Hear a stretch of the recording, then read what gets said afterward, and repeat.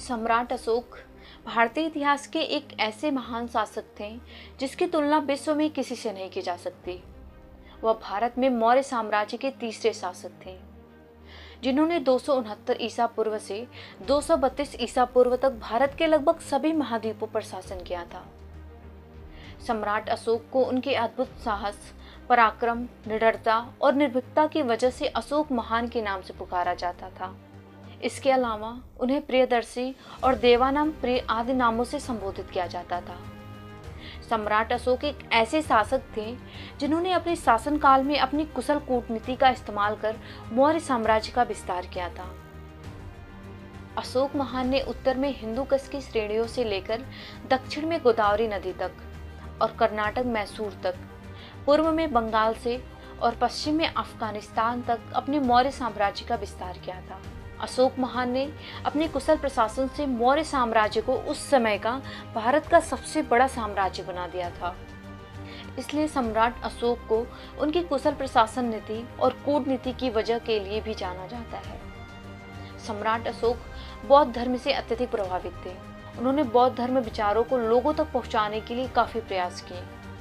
इसके अलावा उन्होंने बौद्ध धर्म का पूरी दुनिया में जमकर प्रचार प्रसार भी किया था। इसलिए उनकी ख्याति बौद्ध धर्म के प्रचारक के रूप में भी फैल गई थी। यही नहीं, उन्होंने नेपाल में महात्मा बुद्ध के जन्म स्थल लुम्बिनी में स्मारक के रूप में अशोक स्तंभ का निर्माण भी करवाया था। वहीं सम्राट अशोक को महान अशोक बनाने में आचार्य चाणक्य ने प्रमुख भूमिका निभाई है। तो चलिए जानते हैं सम्राट अशोक के जीवन के बारे में। तो वीडियो को बिना स्किप किए पूरा अंत तक जरूर देखें, और अगर आप चैनल पर नए हैं तो प्लीज़ चैनल को लाइक एंड सब्सक्राइब जरूर करें ऐसी और वीडियो को देखने के लिए। इतिहास के सबसे शक्तिशाली और ताकतवर योद्धाओं में से एक सम्राट अशोक करीब 304 ईसा पूर्व में मौर्य साम्राज्य के संस्थापक चंद्रगुप्त मौर्य के पोते के रूप में बिहार के पाटलिपुत्र में जन्मे थे। हालांकि इनके जन्म की तारीख के बारे में कोई पुख्ता प्रमाण नहीं है। सम्राट अशोक मौर्य साम्राज्य के दूसरे शासक बिंदुसार और माता सुभद्रांगी के पुत्र थे। अशोक के पिता की लंका की परंपरा के मुताबिक करीब 16 पटरानियां और 101 पुत्र थे। वहीं उनके 100 पुत्रों में से केवल अशोक, तिस और सुसीन का ही उल्लेख इतिहास के पन्नों में मिलता है। सम्राट अशोक का पूरा नाम देवानाम प्रिय, इसका मतलब अशोक मौर्य। वे मौर्य साम्राज्य के तीसरे निडर और निर्भीक राजा माने जाते थे। वहीं ऐसा माना जाता है कि सम्राट अशोक को एक कुशल और महान सम्राट बनाने में आचार्य चाणक्य का बहुत बड़ा योगदान था। आचार्य चाणक्य ने उनके अंदर एक महान शासक के सारे गुण विकसित किए थे। तो चलिए अब जानते हैं सम्राट अशोक का बचपन। राजवंश परिवार में पैदा हुए सम्राट अशोक बचपन से ही बेहद प्रतिभावान और तीव्र बुद्धि वाले बालक थे। शुरू से ही उनके अंदर युद्ध और सैन्य कौशल के गुण दिखाई देने लगे थे।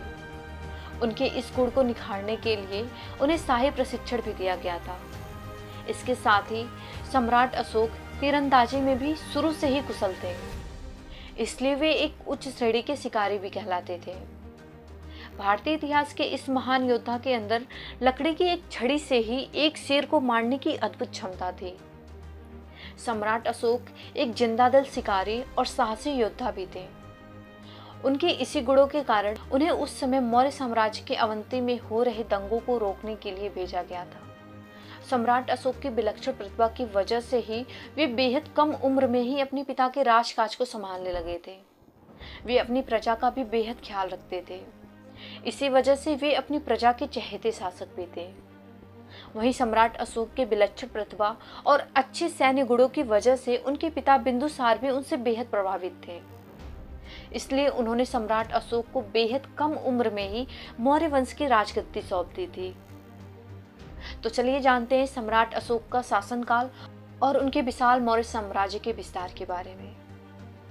जब अशोक के बड़े भाई सुसीन अवंती की राजधानी उज्जैन के प्रांतपाल थे, उसी दौरान अवंती में हो रहे विद्रोह में भारतीय और यूनानी मूल के लोगों के बीच दंगा भड़क उठा, जिसको देखते हुए राजा बिंदुसार ने अपने पुत्र अशोक को इस विद्रोह को दबाने के लिए भेजा। जिसके बाद अशोक ने अपनी कुशल रणनीति अपनाते हुए इस विद्रोह को शांत किया, जिससे प्रभावित होकर राजा बिंदुसार ने सम्राट अशोक को मौर्य वंश का शासक नियुक्त कर दिया। अवंती में हो रहे विद्रोह को दबाने में अपनी महत्वपूर्ण भूमिका निभाने के बाद सम्राट अशोक को अवंती प्रांत के वायसराय के रूप में भी नियुक्त किया गया था। वहीं इस दौरान उनकी छवि एक कुशल राजनीतिज्ञ योद्धा के रूप में भी बन गई थी। इसके बाद करीब 272 ईसा पूर्व में सम्राट अशोक के पिता बिंदुसार की मौत हो गई। वहीं इसके बाद सम्राट अशोक के राजा बनाए जाने को लेकर सम्राट अशोक और उनके सौतेले भाइयों के बीच घमासान युद्ध हुआ। इसी दौरान सम्राट अशोक की शादी विदिशा की बेहद सुंदर राजकुमारी साक्य कुमारी से हुई। शादी के बाद दोनों को महेंद्र और संघमित्रा नाम की संतानें भी प्राप्त हुईं। कुछ इतिहासकारों के मुताबिक 268 ईसा पूर्व के दौरान मौर्य वंश के सम्राट अशोक ने अपने मौर्य साम्राज्य का विस्तार करने के लिए करीब 8 सालों तक युद्ध लड़ा। इस दौरान उन्होंने सिर्फ भारत के सभी उपमहाद्वीपों तक मौर्य साम्राज्य का विस्तार किया, बल्कि भारत और ईरान की सीमा के साथ साथ अफगानिस्तान के हिंदू कस्बे में भी मौर्य साम्राज्य का सिक्का चलवाया। इसके अलावा महान अशोक ने दक्षिण के मैसूर, कर्नाटक और कृष्ण गोदावरी की घाटी में भी कब्जा किया।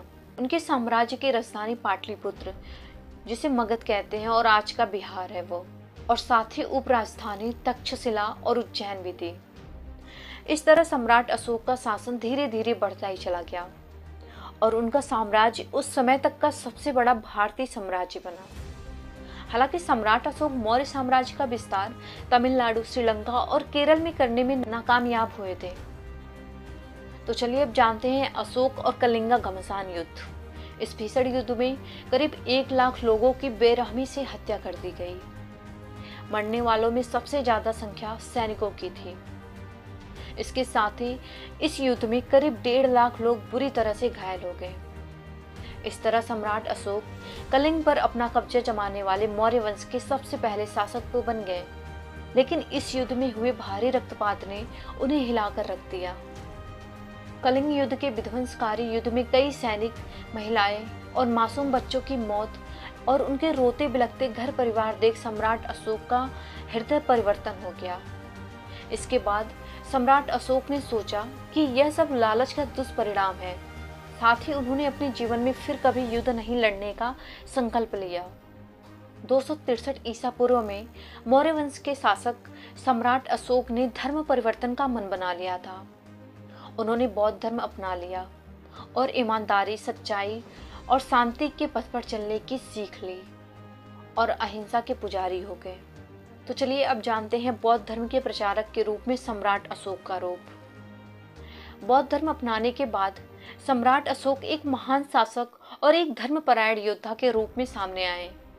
इसके बाद उन्होंने अपने मौर्य साम्राज्य के सभी लोगों को अहिंसा का मार्ग अपनाने और भलाई कामों को करने की सलाह दी और उन्होंने खुद भी कई लोकहित के काम किए और साथ ही उन्होंने शिकार और पशु हत्या करना भी पूरी तरह छोड़ दिया।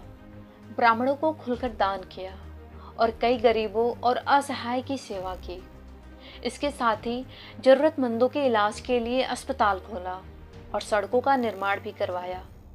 यही नहीं, सम्राट अशोक ने शिक्षा के प्रचार प्रसार को लेकर 20,000 से भी ज्यादा विश्वविद्यालयों की नींव भी रखी।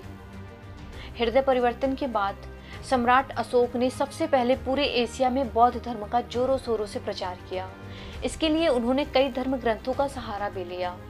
इस दौरान सम्राट अशोक ने दक्षिण एशिया और मध्य एशिया में भगवान बुद्ध के अवशेषों को सुरक्षित रखने के लिए करीब 84,000 स्तूपों का निर्माण भी करवाया, जिनमें वाराणसी के पास स्थित सारनाथ और मध्य प्रदेश का सांची स्तूप काफी मशहूर है, जिसमें आज भी भगवान बुद्ध के अवशेषों को देखा जा सकता है। अशोका के अनुसार बुद्ध धर्म सामाजिक और राजनैतिक एकता वाला धर्म था। बुद्ध का प्रचार करने हेतु उन्होंने अपने राज्य में जगह जगह पर भगवान गौतम बुद्ध की प्रतिमाएं स्थापित की और बुद्ध धर्म का विकास करते चले गए। बौद्ध धर्म को अशोक ने ही विश्व धर्म के रूप में मान्यता दिलाई। बौद्ध धर्म के प्रचार के लिए अपने पुत्र महेंद्र और पुत्री संघमित्रा तक को बिच्छू बिछड़े के रूप में अशोक ने भारत के बाहर नेपाल, अफगानिस्तान, मिस्र, सीरिया, यूनान, श्रीलंका आदि जगहों में भेजा। वहीं बौद्ध धर्म के प्रचारक के रूप में सबसे ज्यादा सफलता उनके बेटे महेंद्र को मिली। महेंद्र ने श्रीलंका के राजा तिस्स को बौद्ध धर्म के उपदेशों के बारे में बताया, जिससे प्रभावित होकर उन्होंने बौद्ध धर्म को अपना राजधर्म बना दिया। सार्वजनिक कल्याण के लिए उन्होंने जो कार्य किए वो तो इतिहास में अमर ही हो गए। नैतिकता, उदारता और भाईचारे का संदेश देने वाले अशोक ने कई अनुपम भवनों तथा देश के कोने कोने में स्तंभों और शिलालेखों का निर्माण भी करवाया, जिन पर बौद्ध धर्म के संदेश अंकित थे। भारत का राष्ट्रीय चिन्ह अशोक चक्र तथा शेरों की त्रिमूर्ति भी अशोक महान की ही देन है। ये कृतियां अशोक निर्मित स्तंभों और स्तूपों पर अंकित हैं। सम्राट अशोक का अशोक चक्र, जिसे धर्म चक्र भी कहा जाता है, आज वह हमें भारतीय गणराज्य के तिरंगे के बीच में दिखाई देता है। भारतीय इतिहास के महान योद्धा सम्राट अशोक ने अपने आप को कुशल प्रशासक सिद्ध करते हुए बेहद कम समय में ही अपने राज्य में शांति स्थापित की। उनके शासनकाल में देश ने विज्ञान और तकनीकी के साथ साथ चिकित्सा शास्त्र में काफी तरक्की की। उसने धर्म पर इतना जोर दिया कि प्रजा ईमानदारी और सच्चाई के रास्ते पर चलने लगी। चोरी और लूटपाट की घटनाएं बिल्कुल ही बंद हो गई। अशोक घोर मानवतावादी थे। वह रात दिन जनता की भलाई के लिए काम किया करते थे। उन्हें विशाल साम्राज्य के किसी भी हिस्से में होने वाली घटना की जानकारी रहती थी। धर्म के प्रति कितनी आस्था थी, इसका अनुमान इसी से लगाया जा सकता है कि वह बिना 1000 ब्राह्मणों को भोजन कराए स्वयं कुछ नहीं खाते थे। कलिंग युद्ध अशोका के जीवन का आखिरी युद्ध था, जिससे उनका जीवन ही बदल गया था। सम्राट अशोक ने करीब 40 सालों तक मौर्य वंश का शासन संभाला। करीब 232 ईसा पूर्व के आसपास उनकी मौत हो गई। ऐसा माना जाता है कि सम्राट अशोक की मृत्यु के बाद मौर्य वंश का साम्राज्य करीब 50 सालों तक चला। विश्व इतिहास में अशोक महान एक अतुलनीय चरित्र हैं। भारतीय इतिहास के प्रकाशवान तारे के रूप में वह सदैव जगमगाते रहेंगे। तो गाइस, आशा करती हूँ आपको ये वीडियो पसंद आई होगी। अगर पसंद आई हो तो प्लीज़ चैनल को लाइक एंड सब्सक्राइब जरूर करें। धन्यवाद।